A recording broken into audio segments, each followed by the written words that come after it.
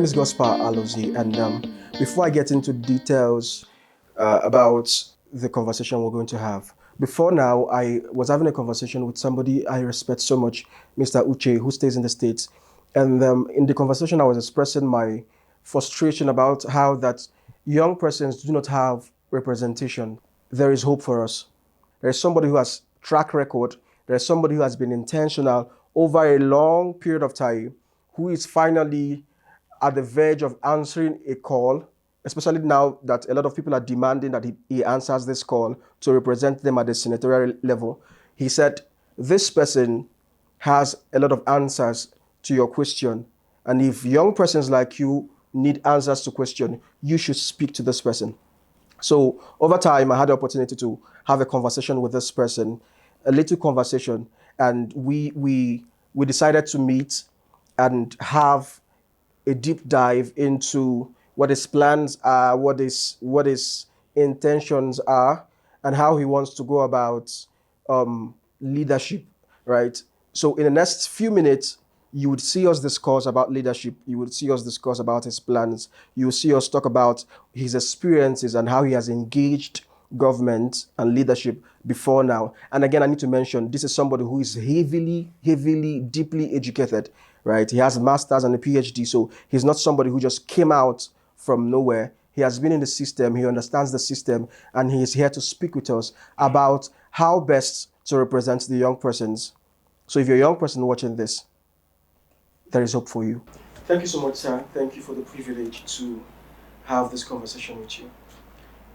Just like I was mentioning to you before we started shooting, you were highly recommended as somebody who understands the youth and people, young people, on a deeper level. And I am grateful this conversation is happening. I'm grateful it's happening now, the beginning of the year. It's such a good and smart way to start the year. I'm wondering, is there something you're grateful for? This is a new year. Is there something you're grateful for so far? Maybe from last year, maybe from this year. Is there a particular thing you're grateful for? Well, there is no particular thing, but the only thing I'm grateful for is that God preserved our lives. We're in 2026. And whatever we didn't achieve 2025, I pray God will help us to achieve it in 2026. Okay. And I'm happy that my people are okay. Okay in the sense that they are alive. Yeah. Although things are very tough and difficult, but they survived 2025. So two things you just mentioned. Yes. First of all, you said things are very tough and difficult. Sure. I understand that you've come so far in life where you've made so much progress for yourself. But then I think you say that because you're somebody who has an understanding of what it is like out there for people, right? And your comment is just a reflection of your understanding of what it is like for people.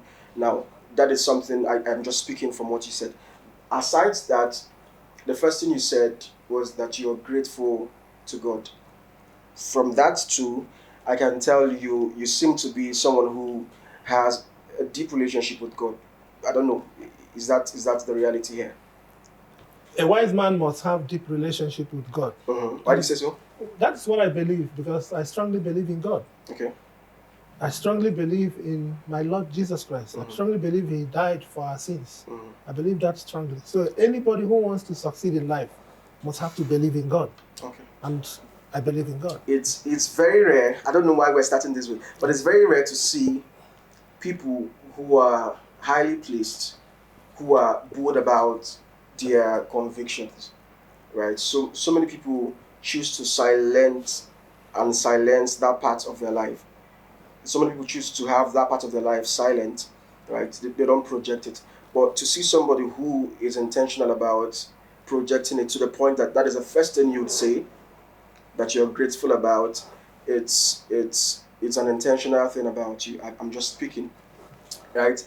Now, for people who do not know you, who will be watching this, for people who have not seen you before now, or people who have known you for a while, probably they lost contact, people who you met in school, right? And they no longer are in touch with you. Can you walk us through who you are and why you are who you are? Well, let me start first of all by introducing myself properly. Yeah. My name is Dr. Fabian Ihekweme. Okay. I come from Alike Obo local government.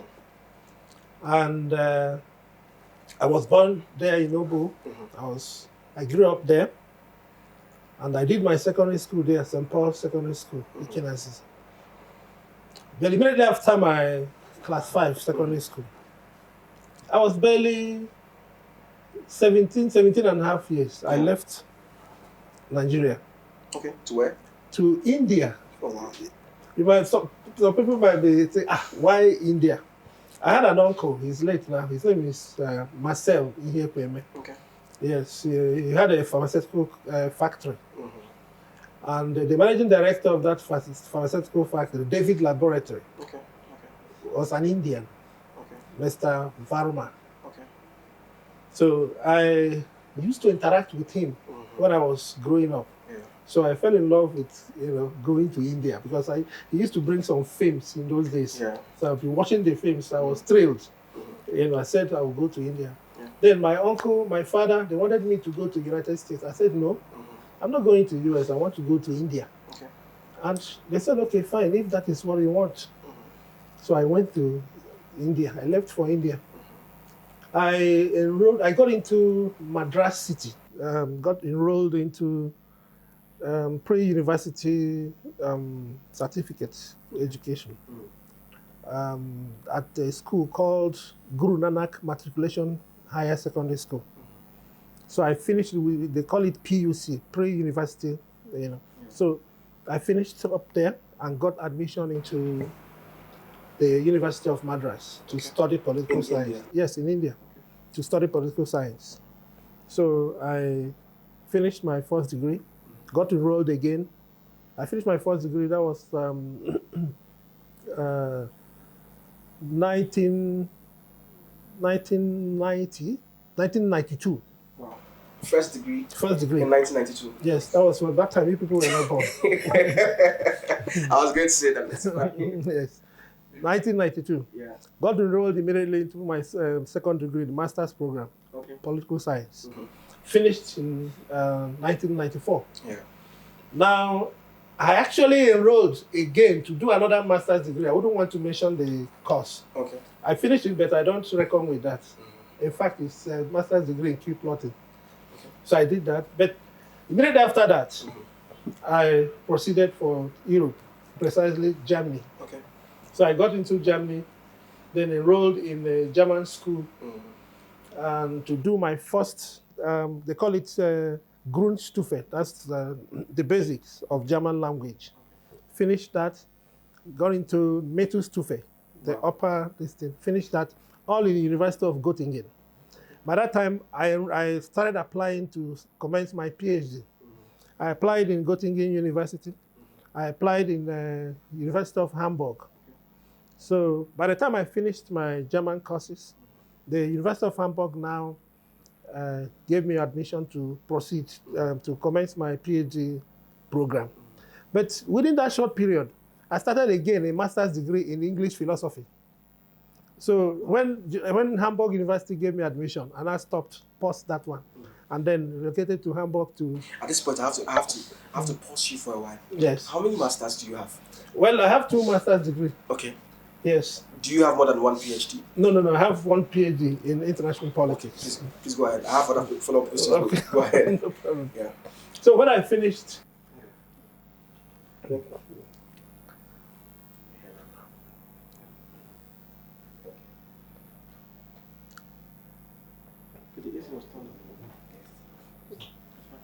When I enrolled into my PhD program, it was, I was not very fluent in German language then, but I was still. Now you're fluent. Now I'm very fluent in German language, yes. So I finished my PhD in 1999, defended it, and I was awarded a PhD in political science. So I was given employment at German University of Hamburg Institute of African Studies. So I worked there for a while. So, hold on, please. All this while, you were outside of Nigeria. Yes, I was outside Nigeria. So, when you left Nigeria till the time you came back, how long was it before you came back to Nigeria? No, when I was in India, I was visiting home. Okay. You understand? At least before you came back home fully. Fully. Yeah. How long was that? No, I came back when I finished my PhD. I started working for a while. Now I got a job to begin a lecturing job in University of Hamburg. Okay. But I was eager to go home because I actually wanted to come back home, to contribute my quota, so to say, in the political engineering of this country. Yeah. It has always been my intention, to come back home and contribute. So by 2000, 2001, I was still working. 2002, I now told the university that I'm going home. Yeah. So I was now linked to a foundation because I was the youngest PhD holder from Africa in the University of Hamburg. Oh. Nobody had backed his PhD under 26 years. At what year? Which year was that? I got my PhD certificate 2000. 2000. Okay. You understand? Yeah. But I finished 1999. Okay. But I defended it 2000 and I was awarded PhD. So much about you revolves around deep learning, intentional deep learning. And no wonder when I spoke, shout out to Mr. Uche, all the way from the United States. While I was speaking with him, he recommended that you are the right person to answer some of my questions. Yes. And I can tell from my interaction with you now, especially as demonstrated in your intentionality in learning deeply. I am wondering, what inspired you to go deep into learning? At what point did you decide that learning deeply is something that I want to do, and what influenced that? Right from my childhood, the quest for knowledge has been it has always been there in me, inbuilt. Leadership.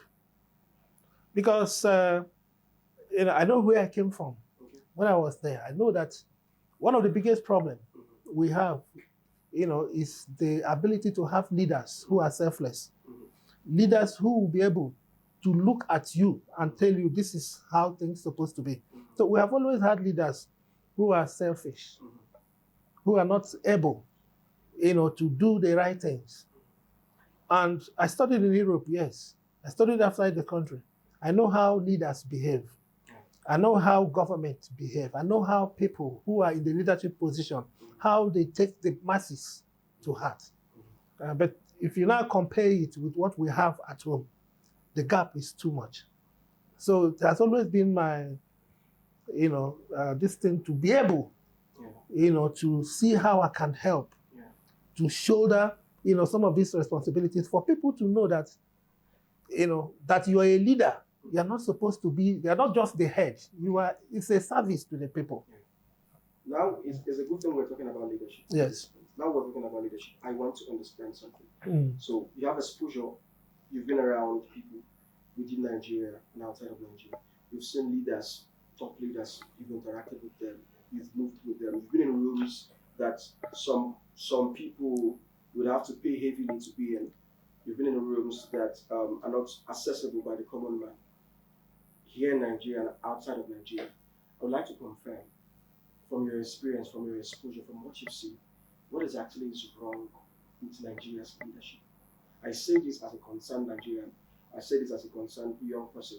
I say this as somebody who has watched over time different regimes, different governorship people, right? Even outside of political systems. I say this as somebody who has watched and is concerned deeply about what is wrong with us. But then I'm thinking you'd have the solution, the answer to this question. What is wrong with the leadership in Nigeria? Let me tell you what the major problem we have in Nigeria is leadership recruitment system. Okay. You see, at the advent of this current democratic experience, you find out that by 1999, men, who are dedicated, people who should be able to sit at positions of power, were left out from the election. Do you know why? Because, the incessant military incursion affected their belief in the democratic process. Yeah. So, you remember the last democratic experience before this current one. Okay. It was cut short by the military.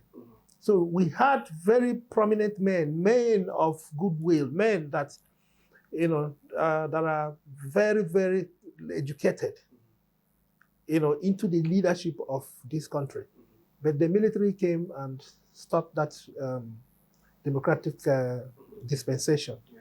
Now, by 1999, this current dispensation, those people refused to come out. They refused to participate because they didn't believe that military will not strike. Okay. You understand? So we were left with OBTs.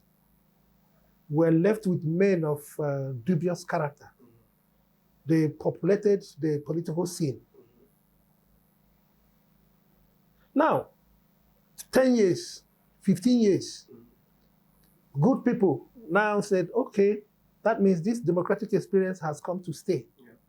So they are now trying to come in. And these dubious characters have already barricaded the political space. Yes. So it's not easy for any good man to come in because they have monetized everything about politics. Yeah. If you don't have money, you cannot come in. What is your position on that? Yes, that is actually one of the biggest problems we have. Money politics. Yeah. That is the problem we are facing today. And that is why you hardly find a good leader in this country. Because they feel like they bought their way through. Of course, it's not that they feel, they do. Okay. And when a man buys his way through, yeah. First of all, when he gets to that position, he wants to recoup his money. Mm-hmm. And by recouping his money, he will also pay those who facilitated his victory. Okay. In most cases, you see that in elections, results are written and announced. Yeah. So now, as a senator or as a member of House of Rep or as a governor, you will first of all, help those who facilitated your victory. Give them whatever they want before you look at the masses. And that is why people are suffering. That is the truth. That's why people are suffering. Until we change our leadership recruitment system, where men of honesty, men of proven integrity, men of competence will be allowed to win elections. Yeah. We are not going to get it right. That is the truth. So that's the problem we are facing today. Where can we start from? It's a very difficult question. Where can we start from? We have Where can you? Even myself? Yes. Is there something you could do differently? Yes. Personally, I have to talk for myself. Yeah. At what level are you talking about? From the grassroots level. From the grassroots level. No, first of all, we have to build our communities. Okay. You understand? You have to build our communities. And you see the system we operate in this country, where you sit down there as a governor, and then allocations come to you. You have your state allocation, you have your local government allocation. You understand? If we can have good leaders who can make use of those allocations, I can tell you that the sufferings will reduce. Yeah. You understand? There's no local government that every local government gets at least 400 million today. Every local government. Every month? Every month, yes. Wow. That's the truth.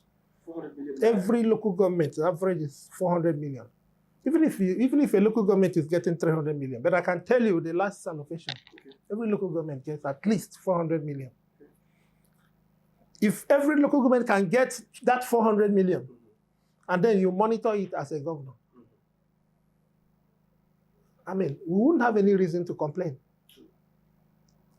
We will provide every infrastructure needed for development in every community. Yeah, but if the leaders are not allowing the money to get to the grassroots, so that's where problem comes. And that's why we have insecurity everywhere, not just in my own state, everywhere. Because they're embezzling money meant for development, meant for catering for the people. meant for empowering the youth. So I appreciate that response. So before this conversation, I had the opportunity to do a little research.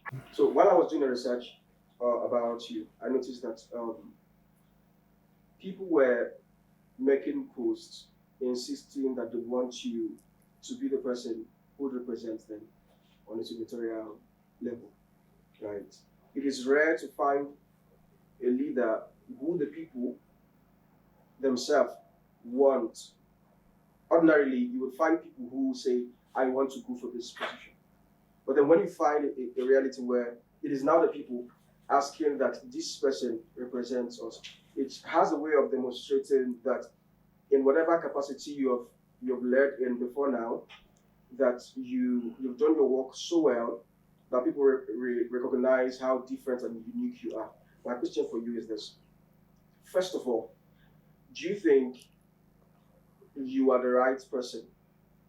Or do you think this is the right time for you to answer that call? I know you could be looking at a lot of different things. You could have a tight schedule. You could be running a lot of enterprise, right?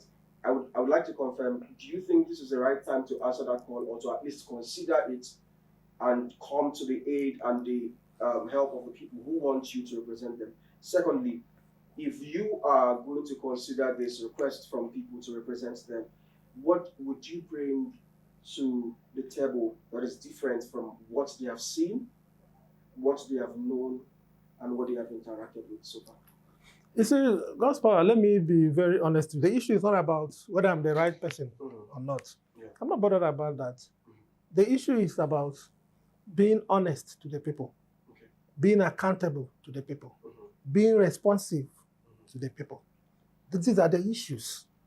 Yeah, people have been clamoring, asking me, calling me. Yes. I get not less than 100 calls in a day. That's the truth. And believe me, when my people are calling me, I cannot disappoint them. Yes, that's the truth. I will not disappoint them. And asking me what I'm going to do differently or what. You see, what the people need is somebody who will be honest to them. To satisfy our people is very small. They don't need much. When you, as a senator, for instance, if I go to Abuja and come back, I will brief them, tell them this is what I have come home with. These are the things discussed. These are my contributions. Is there anybody who has anything contrary? They have to also brief me how I'm going to go about my legislative activities. Because I represent them. I don't represent myself. I will not go there and then I'll come back and be lying to them. That is why I said number one is honesty. You must be honest to your people. You must be responsive to your people. You must be accountable to your people. If you have these qualities, you can make a very good senator. You can make a very good governor. You can make a very good House of Rep member. You see, these things are very clear. I don't need any soothsayer to tell me this. I am not boasting about it. If I get to any position of power where the mandate of the people is lying on my shoulders, I'll be honest to them.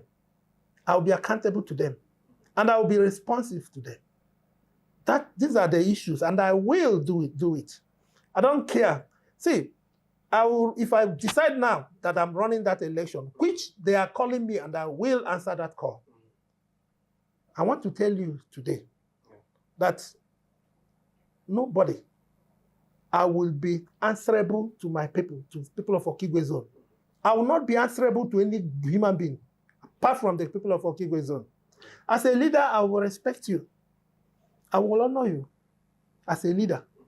But I will not carry what belongs to the people to come and present to you so that you will be happy with me. No. If there's any election today, and I decide to participate in that election, if I am defeated in a free and fair contest, I will go home. But if I win that election, and you think you can go and write the results and upstage me, you cannot do it. I'm being very honest to you. Nobody can do that. Nobody. I'm not saying I'm going to bring down the heavens, but I can tell you that people will give me their mandate and you come and steal it from me. It will not happen. True. So this is just the issue. And I want you to understand that I'm not going to do this as the usual politician. Yes, I'm a political scientist, but I'm getting into that because I want to help my people. And I don't need, my needs are very small. Yeah, you just mentioned something. You're getting into that because you want to help your people. Yes. I personally understand that, as simple as it sounds, it's a heavy statement. And the reason why it's a heavy statement is that most of the representation we've seen so far are personal representations. Right. Now, this is a new reality.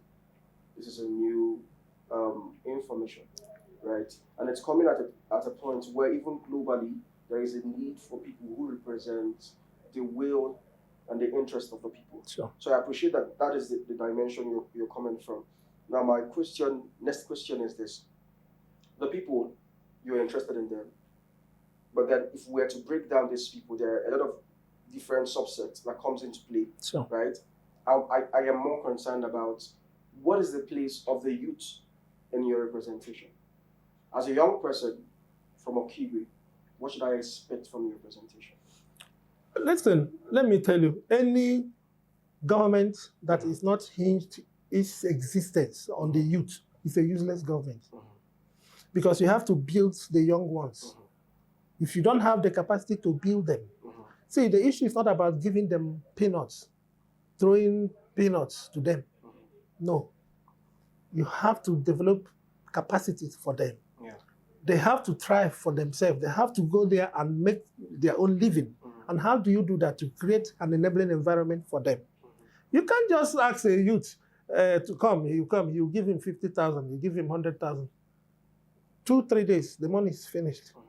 But if you bring that person into a productive use where he can fend for himself, you have developed that, and that person will also pull some other people out of poverty. That is how to do that. But then the people we have today, they're not doing that. I can tell you. Okay, for instance, in Okigwe zone, where I come from. What I'm saying in the effect is that you have to develop the youth by building capacity for them so that they can fend for themselves. You understand? For instance, in my state, do you know how many, every year, the number of graduates the tertiary institutions in the state, produce every year. So where are they working? Where are the industries? Where are the factories? We don't have such things. The government has no capacity to create jobs. And you must create jobs so that when a young graduate comes out, he has a place to work. So if a young graduate comes out and there is no job for him, the graduate is from Imo State, for instance, he will go to Zamfara to go and look for a job, or he will go to Lagos to go and look for a job. Those people will first of all absorb their own people before they look at any other person, unless you have a professional. They will have to consider that because they need you. That is why in governance, you must consider employment. You must consider building factories, building industries. Systems and structures. Yes, systems and structures so that people can work, earn a living. If you like, build skyscrapers, construct all the roads. If your people are poor, you are poor. True. That is the truth. Human capital development is the ultimate. You must develop your people. And that's when we talk about the people, the youth. You must empower them. We're not talking about welfare. Welfare is good in the interim. But the issue, what we're talking about is empowering them so that they can fend for themselves. If you don't do that, then you are destroying the system, you are destroying the entire population. So that is why youth empowerment is actually the ultimate. This is really understandable. Okay, so I appreciate the fact that there is a place for the youth in what you are doing in your representation, just like you've mentioned. And it's, again, something that I really appreciate as a young person, that finally we are finding out that there is somebody who is going to represent us. The NSAS movement was a way the youth demonstrated their reservation towards the leadership towards the system, Sure. right? To find out that there's someone who is finally on the side of the youth, it's as though the prayer of the NSAS movement has been answered. Let me tell you, Yeah. at times the problem is not because those people don't have the interest of the people at heart, but they were deceived by those that promised to help them into power. For instance, in Okigwe zone, if I write the results for you and it was declared by INEC, you now get into House of Assembly, House of Reps, or even to the Senate, you will be answerable to me. True. You won't be bothered about the people because you will be hoping that next election I will do the same thing.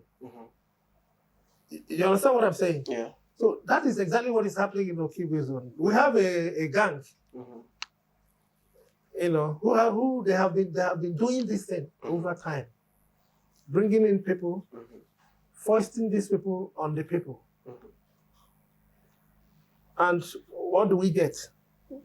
We get people that are subservient. In fact, at times, this godfatherism, you know, has even extended outside Okigwe zone. That some people outside will come and foist somebody on Okigwe people.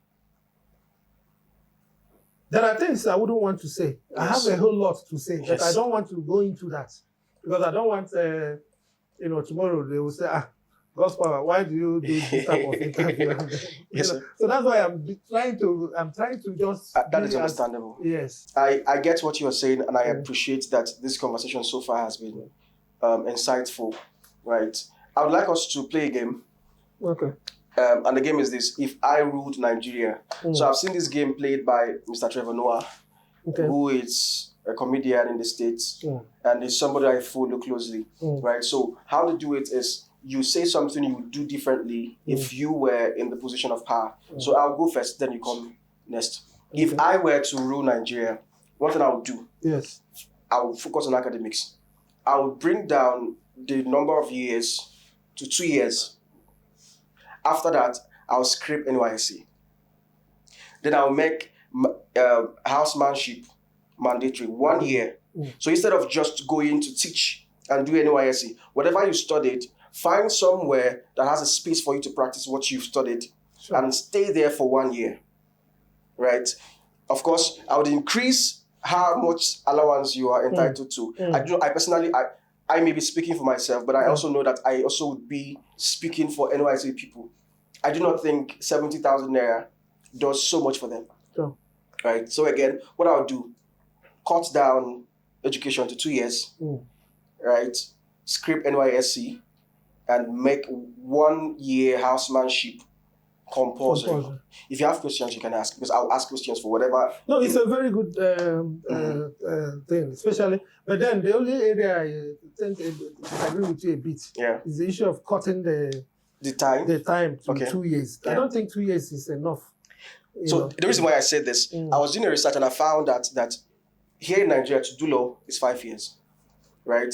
But I think it's in Edinburgh. If you want to do law, it's 2 years.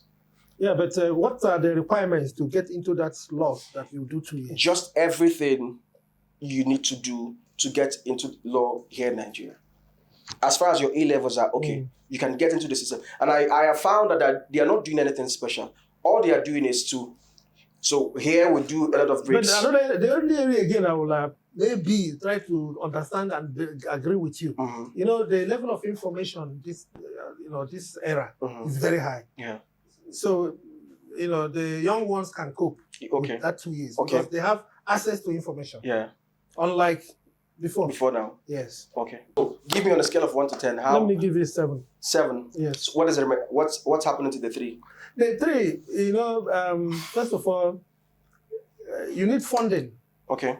So how do you raise the money? You understand? Because you have to fund, you have to pump a whole lot of money into education.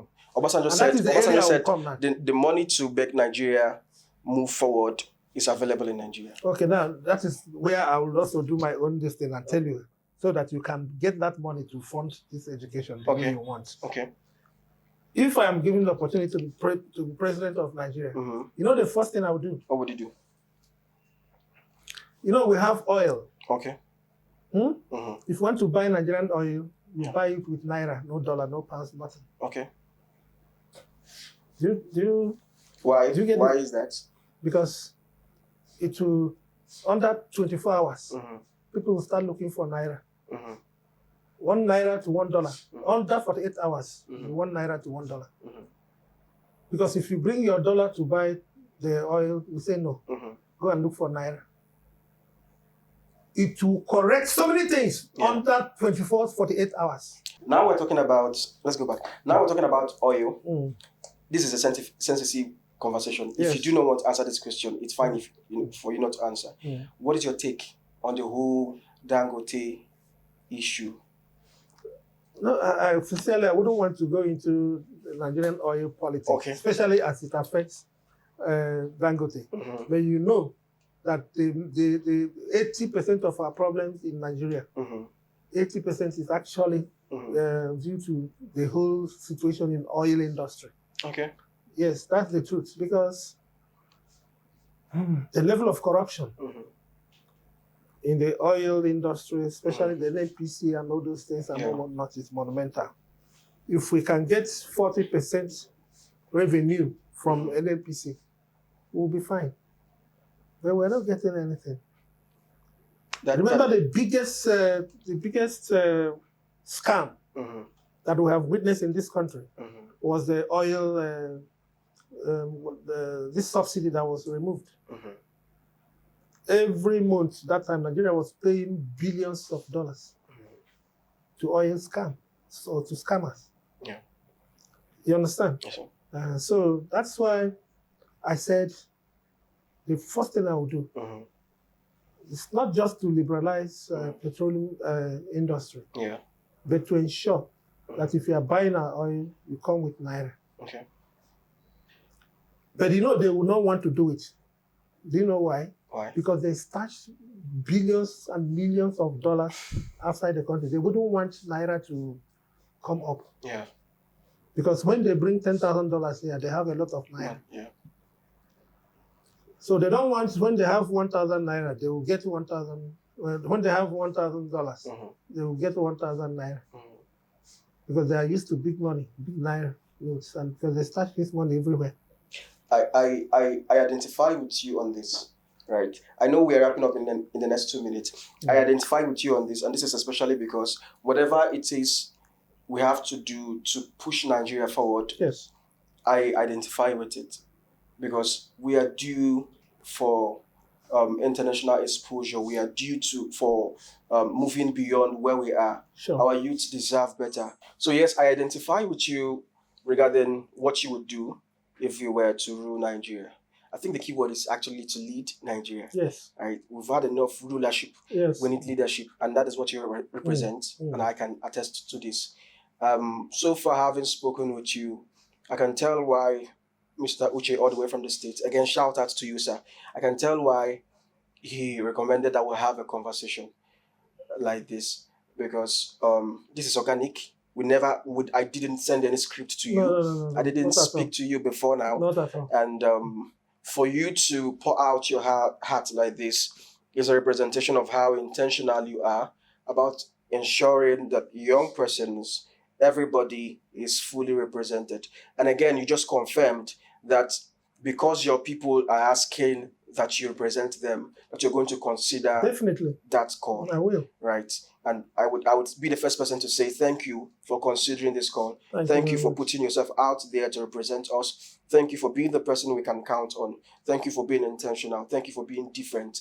I can tell you that this crew here would be available for your inaugural speech. Thank you very much. Once you win your Senate position, right? We will be available to do your first interview. In fact, I'm asking you now on air for us to be the crew that will cover your first speech immediately you win your Senate. That's wonderful. And I am not saying, if you notice, I'm not saying if you win. When? I said when you win. Exactly. Right? Because I am sure that someone like you deserves a chance to represent us up there. Thank you. Especially because you are organic, especially because you are accountable, especially because you are responsive, especially you, because you hear and understand what it is like for the common man, and you understand how to create a bridge between the government and the people. So because you are deeply rooted in capacity development, because you're deeply rooted in leadership transformation, I personally, with everybody here, would like to tell you that we endorse you. Thank you very Right. much. Thank Having you very heard much. you so far, we endorse you, Thank and we you. are proud of what you're doing. Thank you very much. And it is understandable that people would want to stand against this movement, just like every other person out there, just like every other time when someone tries to do something great, people would want to stand against them. But then the person who the people want, the person who has demonstrated intentional leadership, the person who has track record, is the right person for representation, especially at this point. Yes. And There's something I'd like to say briefly. Yes, you see, if I have 200 million naira now that I need to invest this money for my own personal use, as my factory, as my company, as my industry, I prefer to take it to my people, identify people with the talent that I can fund. If there are 2 or 3 or 4 or 5, I will fund them. You see them tomorrow. That is the biggest industry. Yes, sir. They will not forget me. True. That is the truth. And that is what I want to do. I've been doing that at my own little level. I've been doing that without government money, without anything. Yes, sir. But if I'm in a position where I have the mandate of my people and I have the resources to do that, what you see, you marvel. So before we go, I want to ask, is there any question I've not asked you that you would like to speak on? Is there something I've not asked you would like to speak on? Well, people have been a little bit, some people, critical with me that I was also instrumental to the coming of this governor in Imo State and all whatnot. Yeah. I keep, if I do something, and as far as I have done that with a clear heart, I don't regret it. You understand? But what I will not take is that when you have understanding with people, you understand. And if it doesn't go that way, you walk away. You understand? But you cannot stop me. But you cannot stop me from talking. You cannot stop me from, having a view, opinion on topical issues. I must. I'm not afraid of anybody. I'm only afraid of God. I'm not afraid of anybody, any human being. I'm only afraid of God. I only respect people. Yes, sir. You understand? When Hakim was, before Hakim became governor, I was the candidate of DPP, a governorship candidate. So yes, I was talking about before Governor Ike Hakim emerged. I was the candidate of DPP. And, for governorship? Yes, for governorship. That was 2011. And Ebere Udago, Engineer Ebere Udago of the blessed memory, was the deputy governor of Imo State. He was the vice presidential candidate of DPP under Bafarawa, who was the presidential candidate. 2 days to the election, because there was a whole lot of issues regarding that particular election with Martin Abaso, Chief Martin Abaso, and all that. So there was a rerun, a sort of, and then Ike Hakim won March. But 2 days to that election, I was asked to come by Ebere Udago to his house. When I got there, I met Hakim and his people there. And I was asked to step down. So I was surprised. So the surprise was not that I was asked to step down, that I'm supposed to be briefed before this particular meeting. So I told them that I was not going to step down. So what they did was they now excluded my name because Professor Morris, who was the INEC chairman, they excluded my name at the INEC. So after that election, I went to court.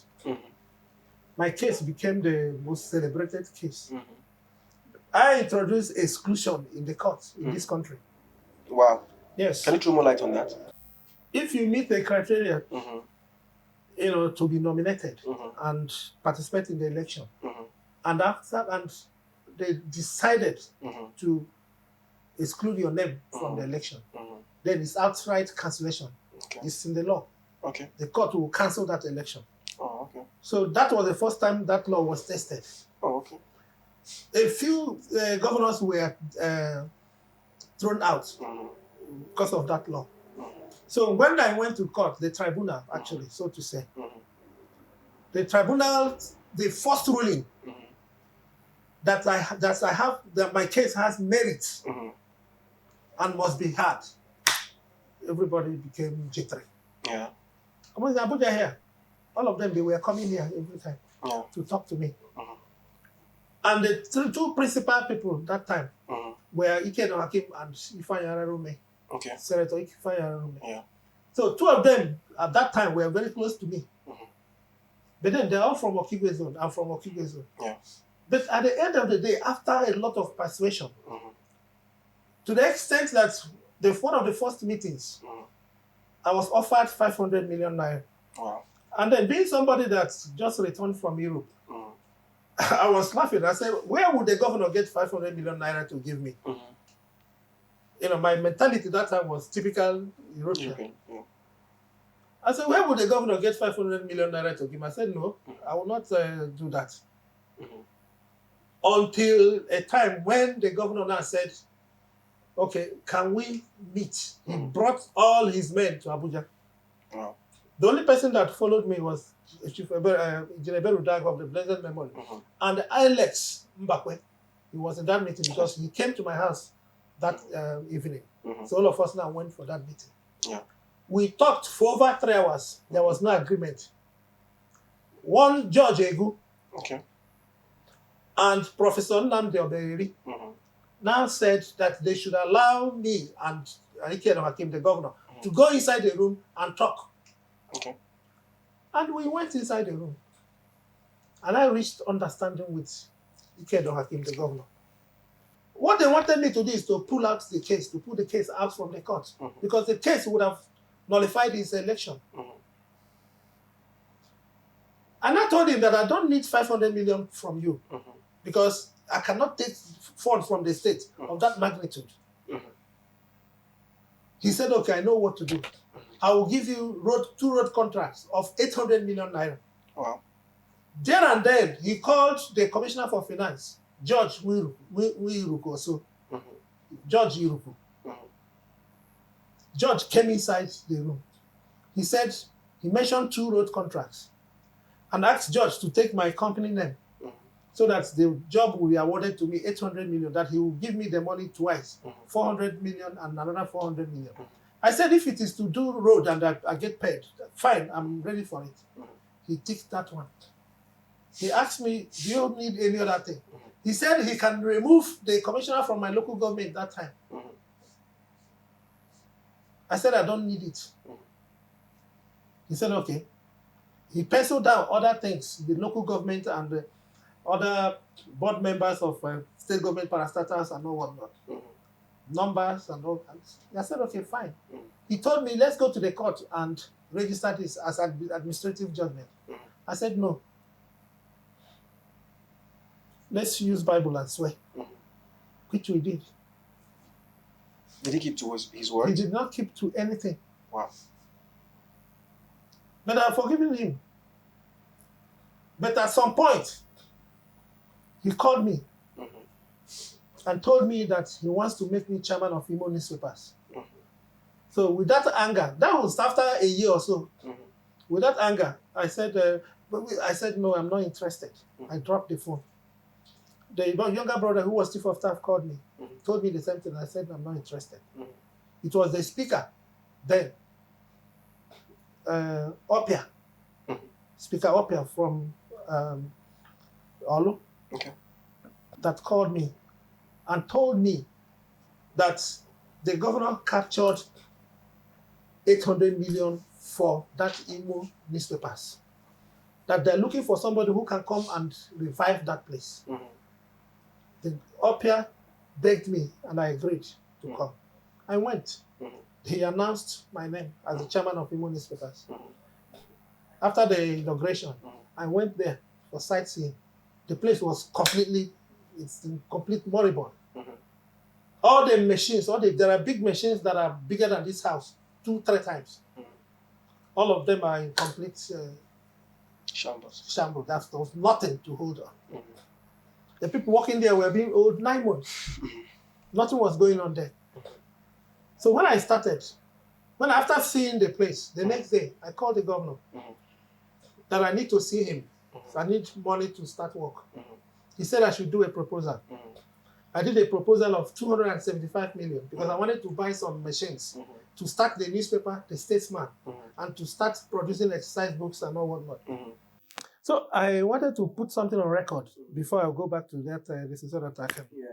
You know, some people were always saying that Dr. Hakim settled me. Some said he gave me $1 million. Some said 500 million, blah blah blah, and all those kind of things. There was nothing like that.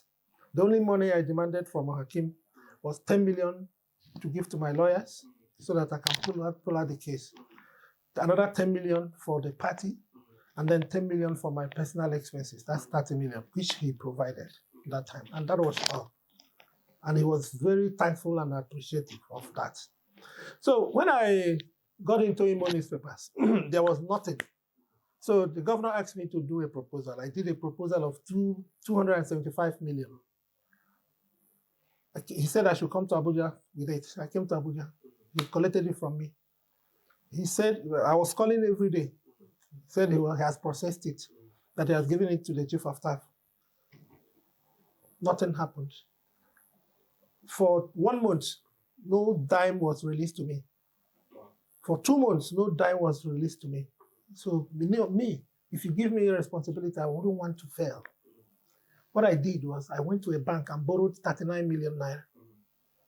I brought a company from Ibadan. They came to Imo and repaired 2 giant machines. The one for producing newspapers and the one for producing exercise books. I now went to the SSG, who is the current SSG now. I begged him that I want all government officials to be patronizing Statesman. All your adverts should come through me. And he passed that as a circular, thanks to him. Then I started. The first thing I did, I produced 250 exercise books with governor's face. Produced another 250 with the speakers. Produced for the deputy governor. Produced for the SSG. We moved everything to them. I remember when the speaker came to his office, they gave him a copy of the exercise book. Yeah. He looked at it. He said, "Who did this?" He said, "It's me." He called me. He said, "Well, how did you do this? You did it outside." I said, "No, I did it in Imo newspaper." He said, "It's a lie." Wow. He said that if I can come to his office, I came. 2 of us went back to Imo newspapers. And I told him, "Give me 5 minutes, I'll produce 1 or 2 exercise books for you." Under 5 minutes, I produced 2 exercise books with his face. I gave him. The man couldn't believe it. Opia is still alive. Yeah. Under 6 months, I cleared 8 months' salary. Is there a figure? I can't remember the figure now. But it was, it was up to 50 to 60 million naira. Okay. I cleared it.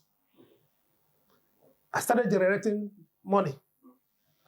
Now look at where the whole thing got, became so interesting. Yeah.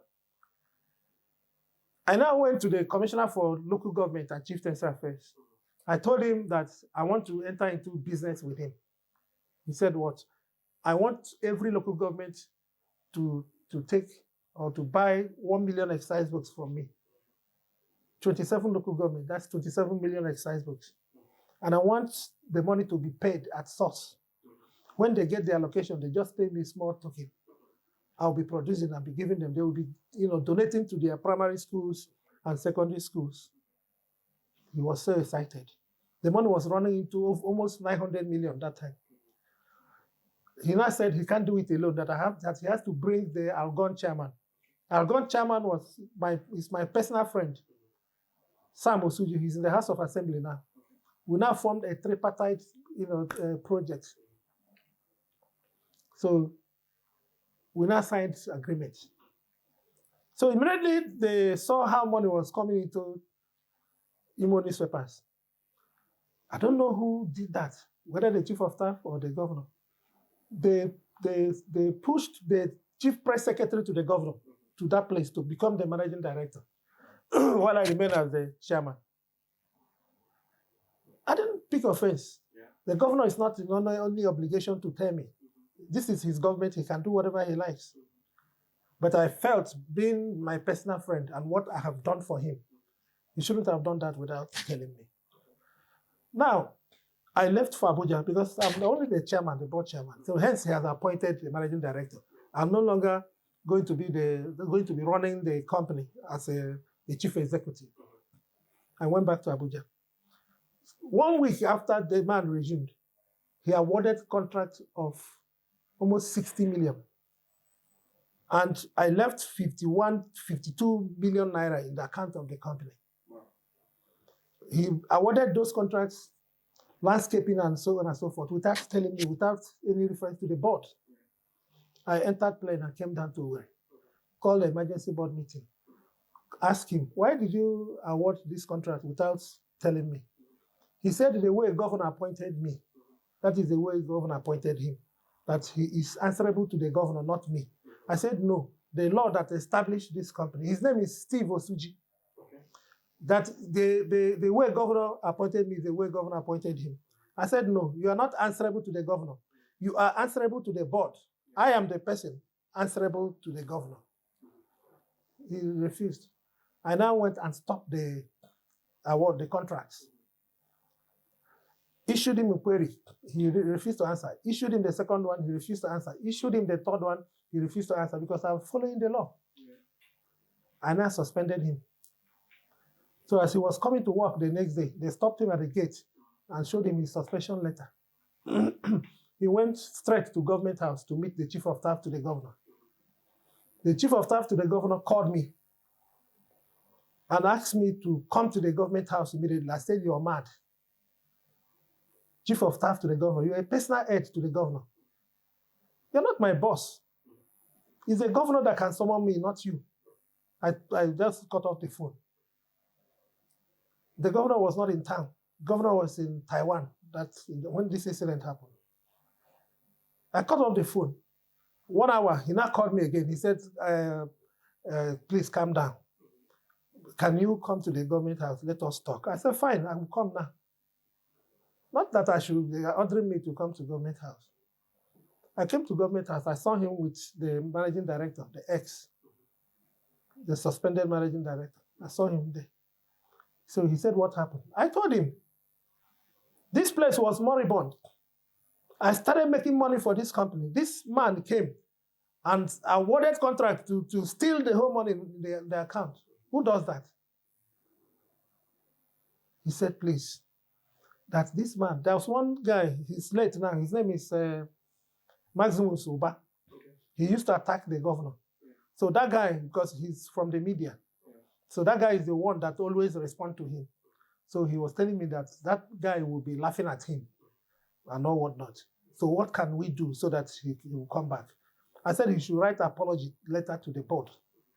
Then I'll call emergency meeting, and through a resolution, I'll bring him back. He said, okay, it's done. You know, my take home from this particular story is this last story is that you got into a system that was messed up, and you found a way, yes, on your own to revive the system, bring it back to functionality, make it workable. Yes. And hearing this story alone tells me that this is something you can do with your representation. I will do more than that. I appreciate that. Again, this is coming organically from you. I didn't give you any script, and we didn't plan all of this, right? Although we're going to cut this short because the time, because of the timing, and because we are looking forward to having many other sessions. Yes. I would want to end with this. Okay, we can end it up, and maybe next time we can. Yes, sir. So I would want to end with this. I again endorse your representation. Thank you very much, Gospel. Thank you. I appreciate so much. So I'm ending with this. I personally endorse your representation. I am aware that everybody who is forward thinking within Imo State and who has seen how far you've come and how intentional you are would also endorse. In fact, it would take somebody who doesn't appreciate good things to see you and say no to what you I want represent. to appreciate Governor Hakim for one thing. Okay. When we settled that matter, the guy I left, the guy still awarded those contracts. I came back and sacked him. So the governor brought all of us to the government house. Yeah. When we presented our matter, the governor said, Mr. ND, the board has sacked you, so I will look for something else for you. That was the decision of the governor. It's okay you are putting this out too, yes, so that people know what the governor then. So the governor was very, very, professional. Yes. And the guy is from his community, and still he didn't bother. Yeah. Because after listening, from me, he said, Mr. ND, the board has sacked you. I will look for something else for you. So you're not going back there again. Although at some point later, after 3 months or 4 months, they dissolved the board. But it was not because of the governor. I know who did that. But okay, so that's so much as far as we can go with Dr. Fabian. For now, we're going to end the session here, but I believe that we would have a lot of other sessions where you go deep into how you've engaged the systems and powers that be and how you've brought something different to the table. I really appreciate this conversation. I'm not saying it because I have to say nice things. When you're having interviews like this, at the end of the day, you have to say nice things. That is not why I'm saying this. I'm saying it is because I have seen personally for myself why people recommend you. And I can say that when you get elected as a senator, people would get to see a demonstration of your leadership in a way they have not seen it before. Thank you so much for your time.